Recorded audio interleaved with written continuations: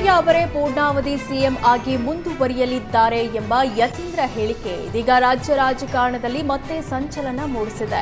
ಇತ್ತ ಅಧಿಕಾರ ಹಂಚಿಕೆ ವಿಷಯದ ಬಗ್ಗೆ ಹೈಕಮಾಂಡ್ ಮೌನ ತಳೆದಿದ್ದು, ವರಿಷ್ಠರ ಭೇಟಿಗಾಗಿ ಡಿಸಿಎಂ ಡಿಕೆ ಶಿವಕುಮಾರ್ ದೆಹಲಿಗೆ ಹೊರಟಿದ್ದಾರೆ.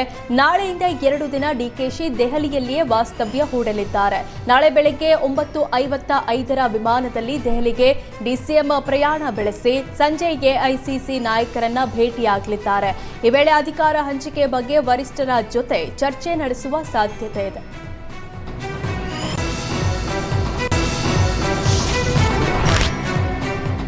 ನಾಳೆ DCM DK Shivakumar Delhi flight ಹತ್ತಲಿದ್ದು, ಈ ಬಗ್ಗೆ ಸಿಎಂರನ್ನ ಪ್ರಶ್ನಿಸಿದಾಗ ಮಾಧ್ಯಮದ ಮುಂದೆ ಗರಂ ಆದ್ರು.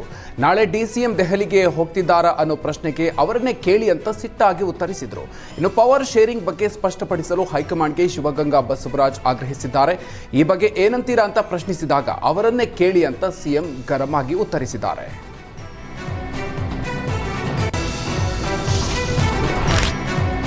ಸಿದ್ದರಾಮಯ್ಯ 5 ವರ್ಷ ಮುಖ್ಯಮಂತ್ರಿ ಎಂಬ ಯತೀಂದ್ರ ಹೇಳಿಕೆ ಬಗ್ಗೆ ಶಾಸಕ ಎಚ್.ಸಿ. ಬಾಲಕೃಷ್ಣ ಪ್ರತಿಕ್ರಿಯಿಸಿದ್ದು, ಯತೀಂದ್ರ ಹೇಳಿದ ಕೂಡಲೇ ಅದು ಸೆಟ್ಲ್ ಆಗೋ ಮ್ಯಾಟರ್ ಅಲ್ಲ ಅಂತ ಹೇಳಿದ್ರು. ಯತೀಂದ್ರ ಹೇಳಿದ ಮಾತನ್ನ ಹೈಕಮಾಂಡ್ ನಾಯಕರೇ ಹೇಳಲಿ, ಬಾಯಿ ಮುಚ್ಚಿಕೊಂಡು ಕೆಲಸ ಮಾಡಿ ಅಂತ ಹೈಕಮಾಂಡ್ ಹೇಳಲಿ, ವರಿಷ್ಠರು ಏನೇ ತೀರ್ಮಾನ ಮಾಡಿದ್ರು ಶೀಘ್ರವಾಗಿ ಮಾಡಲಿ ಅಷ್ಟೇ ಅಂತ ಸಿಡಿಮಿಡಿಕೊಂಡ್ರು.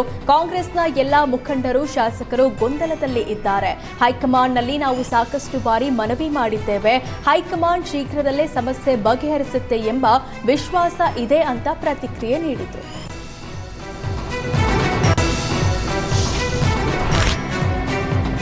ಮುಡಾ ಲೋಕಾಯುಕ್ತ ಅಧಿಕಾರಿ ಮೂಲಕ ಕೋಟ್ಯಂತರ ರೂಪಾಯಿ ಭ್ರಷ್ಟಾಚಾರ ನಡೆದಿದೆ ಅಂತ ಆರೋಪಿಸಿರುವ ಸ್ನೇಹಮಯಿ ಕೃಷ್ಣ ಕಾನೂನು ಹೋರಾಟವನ್ನು ಮುಂದುವರೆಸಿದ್ದಾರೆ. ಹಣ ಪಡೆದು ಲೋಕಾಯುಕ್ತ ಅಧಿಕಾರಿಗಳು ಬಿ ರಿಪೋರ್ಟ್ ಸಲ್ಲಿಸಿದ್ದಾರೆ ಅಂತ ಆರೋಪ ಮಾಡಿದ್ದಾರೆ. ಮುಡಾ ಹಗರಣದ ಆರೋಪಿ ನಟೇಶ್ರಿಂದ 4.35 ಕೋಟಿ ರೂಪಾಯಿ ಲಂಚ ಪಡೆದಿದ್ದಾರೆ ಅಂತ ಆರೋಪಿಸಿದ್ದಾರೆ. ಈ ಬಗ್ಗೆ ಜನಪ್ರತಿನಿಧಿಗಳ ವಿಶೇಷ ಕೋರ್ಟ್ಗೆ ಸ್ನೇಹಮಯಿ ಕೃಷ್ಣ ಮತ್ತೆ ದೂರು ಕೊಟ್ಟಿದ್ದಾರೆ. ದುಡ್ಡು ಪಡೆದು ಲೋಕಾಯುಕ್ತ ಅಧಿಕಾರಿಗಳು ನಟೇಶ್ಗೆ ಕ್ಲೀನ್ ಚಿಟ್ ನೀಡಲಾಗಿದೆ. ಇದೀಗ ದಾಖಲೆ ಸಮೇತ ಜನಪ್ರತಿನಿಧಿ ಕೋರ್ಟ್ಗೆ ಸ್ನೇಹಮಯಿ ಅರ್ಜಿಯನ್ನು ಸಲ್ಲಿಸಿದ್ದು, ಫೆಬ್ರವರಿ 20ಕ್ಕೆ ಜನಪ್ರತಿನಿಧಿ ಕೋರ್ಟ್ ಅರ್ಜಿ ವಿಚಾರಣೆ ಮುಂದೂಡಿದೆ.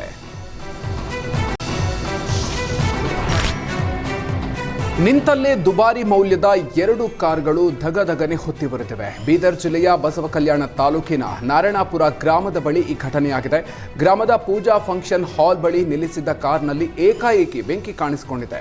ಕಾರು ಹೊರಗಡೆ ನಿಲ್ಲಿಸಿ ಕಾರ್ಯಕ್ರಮಕ್ಕೆ ತೆರಳಿದ್ದ ಸಂದರ್ಭದಲ್ಲಿ ಅವಘಡ ಸಂಭವಿಸಿದ್ದು, ಸ್ಥಳಕ್ಕೆ ಅಗ್ನಿಶಾಮಕ ಸಿಬ್ಬಂದಿ ದೌಡಾಯಿಸಿ ಅಗ್ನಿಯನ್ನ ನಂದಿಸಿದ್ದಾರೆ.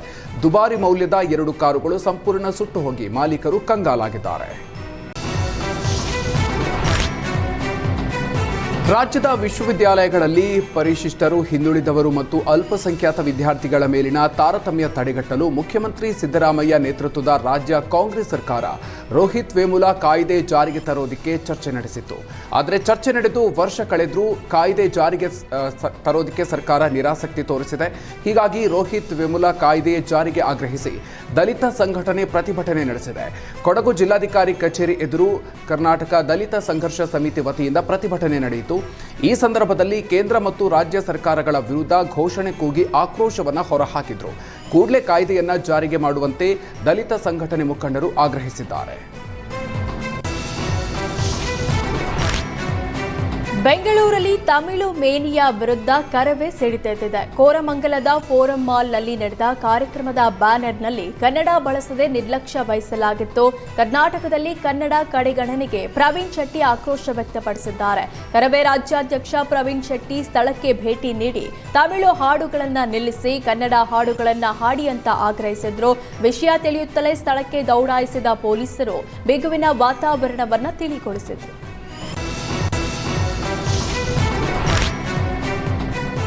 ಗುತ್ತಿಗೆದಾರರ ಬೇಡಿಕೆಗಳು ಈಡೇರಿಕೆ ಆಗದ ಹಿನ್ನೆಲೆ ಕರ್ನಾಟಕ ಸ್ಟೇಟ್ ಕಾಂಟ್ರಾಕ್ಟರ್ ಅಸೋಸಿಯೇಷನ್ ಮುಷ್ಕರಕ್ಕೆ ಕರೆ ನೀಡಿದೆ.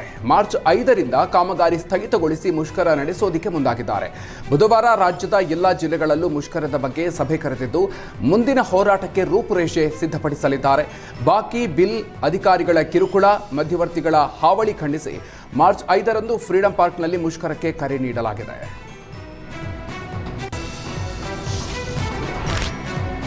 ಸಾರಿಗೆ ಬಸ್ ಜಾಯಿಂಟ್ ರಾಡ್ ಕಟ್ಟಾಗಿ ಬಸ್ ಚಾಲಕನ ಸಮಯ ಪ್ರಜ್ಞೆಯಿಂದ ಭಾರೀ ಅನಾಹುತ ತಪ್ಪಿದೆ. ಬೀದರ್ ಜಿಲ್ಲೆಯ ಔರಾದ್ ತಾಲೂಕಿನ ದರಿ ಹನುಮಾನ್ ದೇವಸ್ಥಾನದ ಬಳಿ ಘಟನೆ ನಡೆದಿದೆ. ಔರಾದ್ ಪಟ್ಟಣದಿಂದ ಮುಗಳಕೋಡಕ್ಕೆ ಹೋಗ್ತಾ ಇದ್ದಾಗ ಅವಘಡ ಸಂಭವಿಸಿದೆ. ಏಕಾಏಕಿ ಬಸ್ನ ಜಾಯಿಂಟ್ ರಾಡ್ ಕಟ್ಟಾಗಿ ಡೀಸೆಲ್ ಟ್ಯಾಂಕ್ಗೆ ಬಡಿದು ಡೀಸೆಲ್ ಸೋರಿಕೆಯಾಗಿದೆ. ಸಾರಿಗೆ ಬಸ್ನಲ್ಲಿ ಪ್ರಯಾಣಿಸ್ತಾ ಇದ್ದ 20ಕ್ಕೂ ಅಧಿಕ ಪ್ರಯಾಣಿಕರು ಪ್ರಾಣಾಪಾಯದಿಂದ ಪಾರಾಗಿದ್ದಾರೆ. ವೇಶ್ಯಾವಾಟಿಕೆ ನಡೆಸ್ತಾ ಇದ್ದ 3 ಮಹಿಳೆಯರಿಗೆ ಭದ್ರಾವತಿಯ 4ನೇ ಹೆಚ್ಚುವರಿ ಜಿಲ್ಲಾ ಮತ್ತು ಸೆಷನ್ಸ್ ನ್ಯಾಯಾಲಯ ತಲಾ 10 ವರ್ಷ ಕಠಿಣ ಶಿಕ್ಷೆ ಮತ್ತು 1.61 ಲಕ್ಷ ರೂಪಾಯಿ ದಂಡವನ್ನು ವಿಧಿಸಿದೆ. ಭದ್ರಾವತಿ ಉಜ್ಜನಿಪುರದ ಮಾರಿಯಮ್ಮ ದೇವಸ್ಥಾನದ ಬಳಿ ಇದ್ದ ಮನೆಯಲ್ಲಿ ವೇಶ್ಯಾವಾಟಿಕೆ ನಡೆಸಲಾಗುತ್ತಿತ್ತು. ಚಂದ್ರಕಲಾ ಅಲಿಯಾಸ್ ಶ್ವೇತಾ ಎಸ್ ಶಿಲ್ಪಾ ಕವಿತಾಗೆ ಕೋರ್ಟ್ ಶಿಕ್ಷೆಯನ್ನು ಪ್ರಕಟಿಸಿದೆ. 2021ರ ಡಿಸೆಂಬರ್ 24ರಂದು ವೇಶ್ಯಾವಾಟಿಕೆ ನಡೆಸ್ತಾ ಇದ್ದ ಬಗ್ಗೆ ಖಚಿತ ಮಾಹಿತಿ ದೊರೆತಿತ್ತು. ಅಂದಿನ ಎಎಸ್ಪಿ ಜಿತೇಂದ್ರ ಕುಮಾರ್ ದಯಾಮತ್ ದಾಳಿಯನ್ನು ನಡೆಸಿದರು. ಈ ವೇಳೆ ಚಂದ್ರಕಲಾ ಮತ್ತು ಶಿಲ್ಪಾ ಹಣ ಸಂಪಾದನೆ ಮಾಡುವುದಕ್ಕೆ ಕವಿತಾ ಜೊತೆ ಸೇರಿ ಶಿಲ್ಪಾ ಅವರ ಮನೆಗೆ ಹೆಣ್ಣು ಮಕ್ಕಳನ್ನು ಕರೆಸಿಕೊಂಡು ವೇಶ್ಯಾವಾಟಿಕೆಯನ್ನು ನಡೆಸ್ತಾ ಇದ್ರು. ಪೇಪರ್ ಟೌನ್ ಠಾಣೆಯಲ್ಲಿ ಪ್ರಕರಣ ದಾಖಲಾಗಿತ್ತು. ಆಗಿನ ತನಿಖಾಧಿಕಾರಿ ಇನ್ಸ್ಪೆಕ್ಟರ್ ಇಒ ಮಂಜುನಾಥ್ ತನಿಖೆಯನ್ನು ನಡೆಸಿ ನ್ಯಾಯಾಲಯಕ್ಕೆ ದೋಷಾರೋಪಣೆ ಪಟ್ಟಿಯನ್ನು ಸಲ್ಲಿಸಿದ್ರು. ವಿಚಾರಣೆ ನಡೆಸಿದ ನ್ಯಾಯಾಧೀಶೆ ಇಂದಿರಾ ಮೈಲಸ್ವಾಮಿ ಅಪರಾಧಿಗಳಿಗೆ ಶಿಕ್ಷೆಯನ್ನು ವಿಧಿಸಿದ್ದಾರೆ. ರಾಯಚೂರಿನಲ್ಲಿ 12 ಅಡಿ ಉದ್ದದ ಬೃಹತ್ ಹೆಬ್ಬಾವು ಕಂಡ ಜನರು ಕೆಲಕಾಲ ಆತಂಕಕ್ಕೆ ಒಳಗಾಗಿದ್ದರು. ರಾಯಚೂರು ನಗರದ ಮಾವಿನ ಕೆರೆ ಬಳಿ ಹೆಬ್ಬಾವು ಪ್ರತ್ಯಕ್ಷವಾಗಿದೆ. ಹೆಬ್ಬಾವು ಕಂಡು ಗಲಿಬಿಲಿಗೊಂಡು ಸ್ಥಳೀಯರು ಓಡಿದ್ದಾರೆ. ಈ ವೇಳೆ ಬಸವರಾಜ್ ಎಂಬ ಉರಗ ತಜ್ಞ ಹೆಬ್ಬಾವು ರಕ್ಷಣೆ ಮಾಡಿದ್ದು ನಗರದ ಹೊರಭಾಗದ ಮಲಿಯಾಬಾದ್ ಅರಣ್ಯದಲ್ಲಿ ಬಿಡಲಾಗಿದೆ.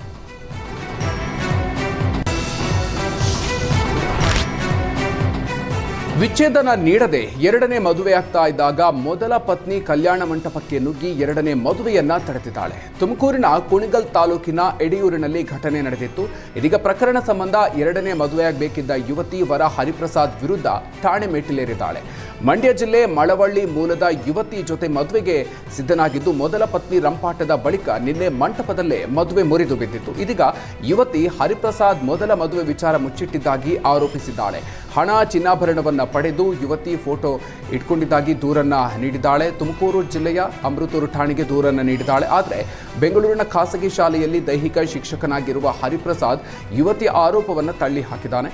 ಯುವತಿ ಮತ್ತು ಆಕೆಯ ತಾಯಿಗೆ ಮೊದಲ ಮದುವೆ ವಿಚಾರ ತಿಳಿದಿತ್ತು ಅಂತ ಹೇಳಿದ್ದಾನೆ. ಸದ್ಯ ಪೊಲೀಸರು ಪ್ರಕರಣವನ್ನು ದಾಖಲಿಸಿ ತನಿಖೆಯನ್ನ ನಡೆಸ್ತಾ ಇದ್ದಾರೆ. ಲಕ್ಷ್ಮೀದೇವಿ ಜಾತ್ರೆ ಮೆರವಣಿಗೆಯಲ್ಲಿ ಗಾಳಿಯಲ್ಲಿ ಗನ್ ಫೈರಿಂಗ್ ಮಾಡಿದ ಕಾಂಗ್ರೆಸ್ ಮುಖಂಡನ ವಿರುದ್ಧ ಕೇಸ್ ದಾಖಲಿಸಲಾಗಿದೆ. ಬೆಳಗಾವಿ ತಾಲೂಕಿನ ಸುಳಗ ಗ್ರಾಮದಲ್ಲಿ ಫೆಬ್ರವರಿ 5ರಂದು ಸಂಜೆ ಲಕ್ಷ್ಮೀ ದೇವರ ಕಳಸಾರೋಹಣದ ವೇಳೆ ಕಾಂಗ್ರೆಸ್ ಮುಖಂಡ ಬಾಬುರಾವ್ ಗಡಕರಿ ತನ್ನ ಲೈಸೆನ್ಸ್ ಗನ್ನಿಂದ 2 ಸುತ್ತು ಗಾಳಿಯಲ್ಲಿ ಫೈರಿಂಗ್ ಮಾಡಿದ್ದಾರೆ. ಸಾರ್ವಜನಿಕ ಸ್ಥಳದಲ್ಲಿ ಫೈರಿಂಗ್ ಮಾಡಿದ್ದಕ್ಕೆ ಬೆಳಗಾವಿ ಕಾಕತಿ ಪೊಲೀಸ್ ಠಾಣೆಯಲ್ಲಿ ಸ್ವಯಂ ಪ್ರೇರಿತ ಕೇಸ್ ದಾಖಲಿಸಿಕೊಂಡು ಲೈಸೆನ್ಸ್ ಗನ್ ಜಪ್ತಿ ಮಾಡಿ ನೋಟಿಸ್ ನೀಡಿ ವಿಚಾರಣೆಗೆ ಹಾಜರಾಗಲು ಸೂಚನೆ ನೀಡಲಾಗಿದೆ.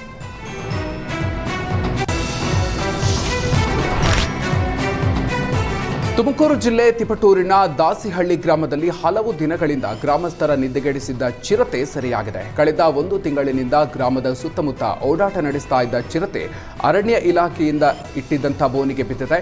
ಚಿರತೆ ಓಡಾಟದಿಂದ ಆತಂಕಕ್ಕೆ ಒಳಗಾಗಿದ್ದ ಗ್ರಾಮಸ್ಥರು ಚಿರತೆಯನ್ನ ಸೆರೆ ಹಿಡಿಬೇಕು ಅಂತ ಅರಣ್ಯ ಇಲಾಖೆ ಅಧಿಕಾರಿಗಳಿಗೆ ಮನವಿಯನ್ನ ಮಾಡಿದ್ರು. ಸದ್ಯ ಅರಣ್ಯ ಇಲಾಖೆ ಸಿಬ್ಬಂದಿ ಇಟ್ಟ ಬೋನಿಗೆ ಚಿರತೆ ಬಿದ್ದಿದ್ದು ಗ್ರಾಮಸ್ಥರು ನಿಟ್ಟುಸಿರು ಬಿಟ್ಟಿದ್ದಾರೆ.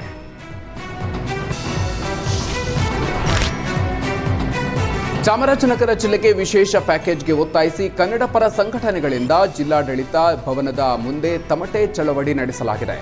ಚಾಮರಾಜನಗರ ಎಲ್ಲ ಕ್ಷೇತ್ರಗಳಲ್ಲೂ ಹಿಂದುಳಿದಿದೆ. ಹೀಗಾಗಿ ಈ ಬಾರಿಯ ರಾಜ್ಯ ಬಜೆಟ್ನಲ್ಲಿ ವಿಶೇಷ ಪ್ಯಾಕೇಜ್ ಘೋಷಣೆಗೆ ಆಗ್ರಹಿಸಲಾಗಿದೆ. ನದಿ ಮೂಲದಿಂದ ಜಿಲ್ಲೆಯ ಎಲ್ಲ ಕೆರೆ ಕಟ್ಟೆಗಳನ್ನು ತುಂಬಿಸಬೇಕು, ಪ್ರವಾಸೋದ್ಯಮ ಅಭಿವೃದ್ಧಿಗೆ ಹೆಚ್ಚಿನ ಒತ್ತನ್ನು ನೀಡಬೇಕು ಹಾಗೂ ಜಿಲ್ಲೆಯ ಸಮಗ್ರ ಅಭಿವೃದ್ಧಿಗೆ ವಿಶೇಷ ಅನುದಾನವನ್ನು ನೀಡಬೇಕು ಅಂತ ಒತ್ತಾಯಿಸಿದ್ದಾರೆ. ಚಿನ್ನ ಖರೀದಿಗೆ ಹಣವಿಲ್ಲದ ಕಾರಣ ಮರ್ಯಾದೆಗೆ ಅಂಜಿ ನಾಪತ್ತೆಯಾಗಿದ್ದ ಯುವಕನನ್ನ ಪೊಲೀಸರು ಪತ್ತೆ ಹಚ್ಚಿದ್ದಾರೆ. ಉತ್ತರ ಕನ್ನಡ ಜಿಲ್ಲೆಯ ಕುಮಟಾದಲ್ಲಿ ಮದುವೆಗೆ ಚಿನ್ನ ಖರೀದಿಸಲು ಕುಟುಂಬದ ಜೊತೆ ಹೋಗಿದ್ದ ಯುವಕ ಹಣ ನೀಡಲಾಗದೆ ಮರ್ಯಾದೆಗೆ ಅಂಜಿ 3 ತಿಂಗಳಿಂದ ನಾಪತ್ತೆಯಾಗಿದ್ದ ಚಿನ್ನದ ಅಂಗಡಿಯಿಂದ ನಮಾಜ್ ಮಾಡಿ ಬರೋದಾಗಿ ಜಾಕೀರ್ ಬೇಗ್ ತುಮಕೂರು ಬಸ್ ಹತ್ತಿದ್ದ. ಇತ್ತ ನಮಾಜ್ ಮುಗಿದ್ರೂ ಮೈದುನ ಬಾರದಿದ್ದಾಗ ಕುಟುಂಬಸ್ಥರು ಪೊಲೀಸರಿಗೆ ದೂರು ಕೊಟ್ಟಿದ್ರು. ಭಟ್ಕಳ ಶಹರ ಠಾಣೆಯ ಪಿಎಸ್ಐ ನವೀನ್ ನಾಯ್ಕ್ ನೇತೃತ್ವದಲ್ಲಿ ಕಾರ್ಯಾಚರಣೆ ನಡೆದಿದೆ. ಜಾಕೀರ್ ಬೇಗ್ ತುಮಕೂರಿನ ಒಂದು ಫ್ಯಾಕ್ಟರಿಯಲ್ಲಿ ಕೆಲಸಕ್ಕೆ ಸೇರಿದ್ದ ಬಗ್ಗೆ ಖಚಿತ ಮಾಹಿತಿ ಪಡೆದ ಭಟ್ಕಳ ಶಹರ ಪೊಲೀಸರು ಯುವಕನನ್ನ ಮನ ಒಲಿಸಿ ಊರಿಗೆ ಕಳಿಸುವಲ್ಲಿ ಯಶಸ್ವಿಯಾಗಿದ್ದಾರೆ.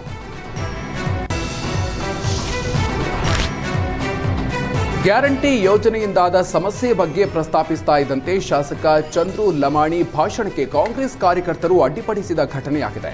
ಗದಗದ ಬೆಳ್ಳಟ್ಟಿ ಗ್ರಾಮದಲ್ಲಿ ಸಹಕಾರಿ ಸಂಘದ ಕಾರ್ಯಕ್ರಮಕ್ಕೆ ಕಾಂಗ್ರೆಸ್ ಬಿಜೆಪಿ ನಾಯಕರು ಆಗಮಿಸಿದ್ರು. ಸಚಿವ ಎಚ್.ಕೆ. ಪಾಟೀಲ್ರಿಂದ ಗ್ಯಾರಂಟಿ ಯೋಜನೆ ಬಗ್ಗೆ ಹೊಗಳಿಕೆ ಭಾಷಣದ ಬಳಿಕ ಶಾಸಕ ಡಾಕ್ಟರ್ ಚಂದ್ರು ಲಮಾಣಿ ಗ್ಯಾರಂಟಿ ಬಗ್ಗೆ ಭಾಷಣಕ್ಕೆ ಮುಂದಾದರು. ಗ್ಯಾರಂಟಿಯಿಂದ ಬಸ್ ಸಮಸ್ಯೆ, ಬಿಪಿಎಲ್ ಕಾರ್ಡ್ ರದ್ದಾಗಿದೆ ಅಂತ ಹೇಳ್ತಾ ಇದ್ದಂತೆ ಕಾಂಗ್ರೆಸ್ ಕಾರ್ಯಕರ್ತರು ಸ್ಟೇಜ್ ಲೈಟ್ ಆಫ್ ಮಾಡೋದಕ್ಕೆ ಯತ್ನಿಸಿದ್ದಾರೆ. ಜೊತೆಗೆ ಭಾಷಣ ಮಾಡುವಾಗ ಸ್ಟೇಜ್ ಮೇಲೆ ಏರಿ ಹುಚ್ಚಾಟವನ್ನು ಮೆರೆದಿದ್ದಾರೆ. ಕಾರ್ಯಕರ್ತರ ವರ್ತನೆಯಿಂದ ಸ್ಥಳದಲ್ಲಿ ಕೆಲ ಕಾಲ ಹೈ ಡ್ರಾಮಾ ನಡೆಯಿತು.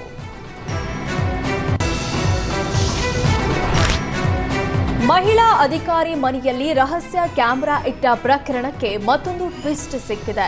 ಮಹಿಳಾ ಅಧಿಕಾರಿಯ ಖಾಸಗಿ ವಿಡಿಯೋ ಮಾಡಲು ಸಹಕರಿಸಿದ ಸರ್ಕಾರಿ ನೌಕರನನ್ನ ಪೊಲೀಸರು ಬಂಧಿಸಿದ್ದಾರೆ. ವೃತ್ತಿ ವೈಷಮ್ಯ ಹಿನ್ನೆಲೆ ಮಹಿಳಾ ಅಧಿಕಾರಿಯ ತೇಜೋವಧೆಗೆ ವಿನೋದ ಮುಂದಾಗಿದ್ದ. ಅಲ್ಲದೆ ಮಹಿಳಾ ಅಧಿಕಾರಿಯ ವಿರುದ್ಧ ನಕಲಿ ಪತ್ರಕರ್ತರ ಛೂ ಬಿಟ್ಟಿದ್ದ ವಿನೋದ ಬ್ಲಾಕ್ಮೇಲ್ನಲ್ಲಿ ಬಂದ ಹಣದಲ್ಲಿ ಮನೆ ಕಟ್ಟುವ ಪ್ಲಾನ್ ಮಾಡಿದ್ದ.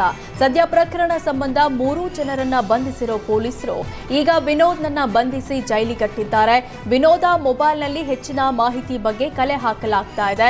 ಮತ್ತೊಂದೆಡೆ 3 ಜನ ನಕಲಿ ಪತ್ರಕರ್ತರ ಬೇಲ್ ಅರ್ಜಿಯನ್ನ ಬೆಳಗಾವಿ 2ನೇ ಜೆಎಂಎಫ್ಸಿ ನ್ಯಾಯಾಲಯ ವಜಾ ಮಾಡಿದೆ.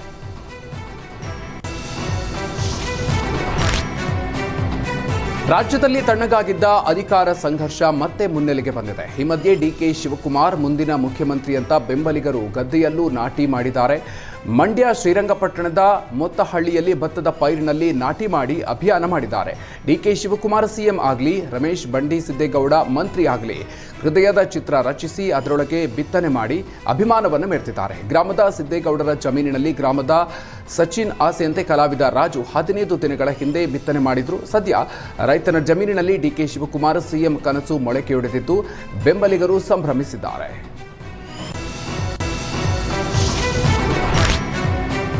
ಧಾರವಾಡದಲ್ಲಿ ಹೆಸರು ಬೆಳೆಗಾರರಿಗೆ ಭಾರೀ ಸಂಕಷ್ಟ ಎದುರಾಗಿದೆ. ಡಿಸೆಂಬರ್ 23ರಂದು ಬೆಂಬಲ ಬೆಲೆ ನೀಡಿ ಹೆಸರು ಕಾಳು ಖರೀದಿ ಮಾಡಿದ್ರು. ರಾಜ್ಯ ಸರ್ಕಾರ ಪಿಕೆಪಿಎಸ್ನಿಂದ ಖರೀದಿ ಮಾಡಿತ್ತು. ಆದರೆ 1.5 ತಿಂಗಳ ಬಳಿಕ ಹೆಸರು ಕಾಳು ಗುಣಮಟ್ಟದಲ್ಲಿ ಇಲ್ಲ ಅಂತ 1600 ಬ್ಯಾಗ್ಗಳನ್ನು ಮಾರ್ಕೆಟಿಂಗ್ ಫೆಡರೇಷನ್ ಅಧಿಕಾರಿಗಳು ಪಿಕೆಪಿಎಸ್ಗೆ ಮರಳಿ ಕಳಿಸಿದ್ದಾರೆ. ಈ ಬೆನ್ನಲ್ಲೇ ನವಲಗುಂದದ ಬ್ಯಾಹಟ್ಟಿ, ಸುಳ್ಳ, ಕುಸಗುಲ್ ಗ್ರಾಮಸ್ಥರು ಆಕ್ರೋಶ ಹೊರಹಾಕಿದ್ದಾರೆ. 95 ರೈತ ಕುಟುಂಬಗಳಿಗೆ ಸರ್ಕಾರ 1 ಕೋಟಿ ಹಣವನ್ನ ನೀಡಬೇಕಿದ್ದು ಬೆಂಬಲ ಬೆಲೆ ನೀಡಿ ಖರೀದಿ ಮಾಡಿದ್ದ ಹಣವನ್ನ ನೀಡಬೇಕು ಅಂತ ಜಿಲ್ಲಾಧಿಕಾರಿ ಸರ್ಕಾರದ ಮುಖ್ಯ ಕಾರ್ಯದರ್ಶಿಯಲ್ಲಿ ಮನವಿ ಮಾಡಿದ್ದಾರೆ.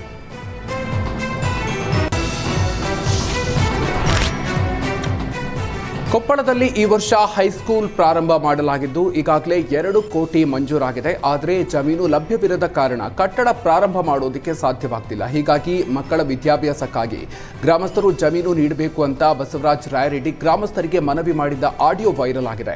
ಸರ್ಕಾರ ಪ್ರತಿ ಎಕರೆಗೆ ಅಂದಾಜು 6 ರಿಂದ 7 ಲಕ್ಷ ಹಣ ನೀಡುತ್ತೆ. ಜೊತೆಗೆ 1 ಲಕ್ಷ ಹಣ ವೈಯಕ್ತಿಕವಾಗಿ ನೀಡ್ತೀನಿ ಅಂತ ಗ್ರಾಮಸ್ಥರಿಗೆ ರಾಯರೆಡ್ಡಿ ಬಂಪರ್ ಆಫರ್ ನೀಡಿದ್ದಾರೆ. ಕೊಪ್ಪಳ ಜಿಲ್ಲೆಯ ಯಲಬುರ್ಗಾದ ಹುಲಿಗುಡ್ಡ, ನೆಲಜೇರಿ, ಸೋಂಪುರ ಗ್ರಾಮಸ್ಥರಲ್ಲಿ ಮನವಿಯನ್ನ ಮಾಡಿಕೊಂಡಿದ್ದಾರೆ.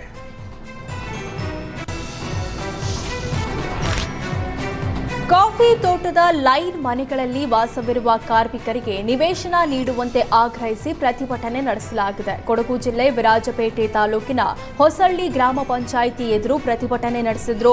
ಬುಡಕಟ್ಟು ಕಾರ್ಮಿಕ ಸಂಘಟನೆಯಿಂದ ಪ್ರತಿಭಟನೆ ನಡೆಸಲಾಗಿದ್ದು ಪ್ರತಿಭಟನೆಯಲ್ಲಿ 50ಕ್ಕೂ ಹೆಚ್ಚು ಕಾರ್ಮಿಕರು ಭಾಗಿಯಾಗಿದ್ರು. ರೈತ ಸಂಘ ಹಾಗೂ ಕೊಡಗು ಅಭಿವೃದ್ಧಿ ಸಂಘಟನೆಗಳು ಪ್ರತಿಭಟನೆಗೆ ಸಾಥ್ ನೀಡಿದ್ರು.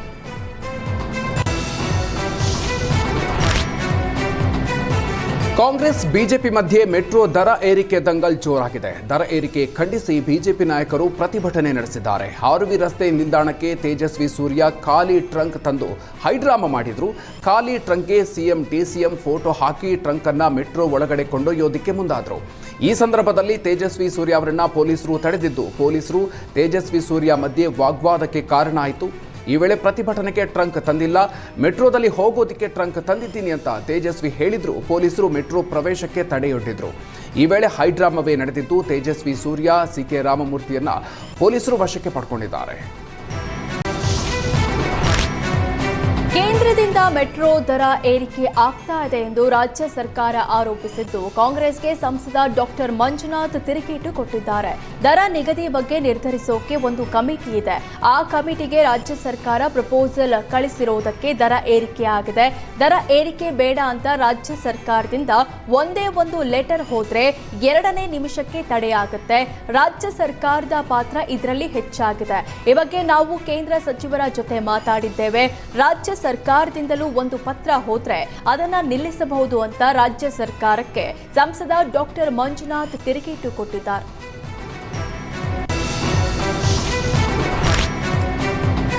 ಬೆಂಗಳೂರಿನಲ್ಲಿ ಒಂಟಿಯಾಗಿ ಓಡಾಡುವವರನ್ನೇ ಟಾರ್ಗೆಟ್ ಮಾಡಿ ಚಾಕು ತೋರಿಸಿ ಸುಲಿಗೆ ಮಾಡುವ ಕಳ್ಳರ ಗ್ಯಾಂಗ್ ಆಕ್ಟಿವ್ ಆಗಿದೆ. ಹೂವಿನ ವ್ಯಾಪಾರಿ ಸಿದ್ದು ಮಾದು ಎಂಬ ವೃದ್ಧನಿಗೆ ಕುತ್ತಿಗೆಗೆ ಚಾಕುವಿನಿಂದ ಇರಿದು 10,000 ಹಣವನ್ನು ಕಸಿದು ಎಸ್ಕೇಪ್ ಆಗಿದ್ದಾರೆ. ಅಗ್ರಹಾರ ದಾಸರಹಳ್ಳಿಯಿಂದ ಸಿಟಿ ಮಾರ್ಕೆಟ್ಗೆ ಹೂ ತರ್ತಾ ಇದ್ದ ಸಂದರ್ಭದಲ್ಲಿ ಈ ಘಟನೆಯಾಗಿದೆ. ಆರೋಪಿಗಳ ಕೃತ್ಯ ಸಿಸಿಟಿವಿಯಲ್ಲಿ ಸೆರೆಯಾಗಿದ್ದು, ಮಾಗಡಿ ರಸ್ತೆ ಪೊಲೀಸ್ ಠಾಣೆಯಲ್ಲಿ ರಾಬರಿ ಪ್ರಕರಣ ದಾಖಲಾಗಿದೆ. ಆರೋಪಿಗಳ ಪತ್ತೆಗೆ ಪೊಲೀಸರು ಬಲೆ ಬೀಸಿದ್ದಾರೆ.